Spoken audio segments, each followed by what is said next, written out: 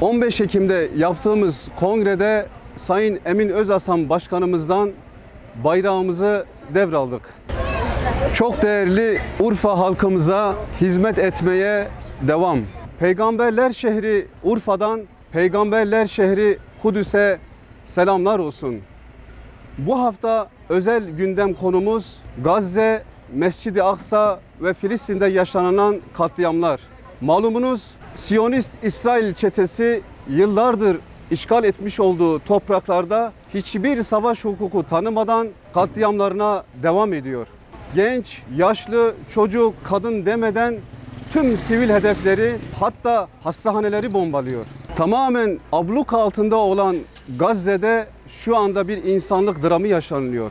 Bizler Urfalılar olarak bu yaşanan olaylara karşı duyarsız ve sessiz kalmadık, kalamayız. Çünkü 1400 yıl önce bizlere tüm çağları aşan kutlu bir mesaj verildi. Müminler bir vücudun azaları gibidirler. Nasıl ki dün bizler ülke olarak çok zor günler geçirdik. Filistinli ve Gazze'li kardeşlerimiz Çanakkale'de bizlere koştu. Nasıl ki yakın zamanda asrın büyük felaketi depremde Filistinli kardeşlerimizi ve Gazze'li kardeşlerimizi yardımlarıyla beraber yanımızda gördük isek, bugün de ahde vefa göstererek bizler Gazze'li kardeşlerimize el uzatmamız lazım. Birlik olmamız lazım. Bizler meydanlarda, sokaklarda, caddelerde Mescid-i Aksa'yı, Gazze'yi gündemimizden düşürmememiz lazım. Bu zulme dur diyebilmemiz lazım. Her platformda Gazze'li kardeşlerimizi gündemimizden düşürmememiz lazım. Son olarak çağrımız,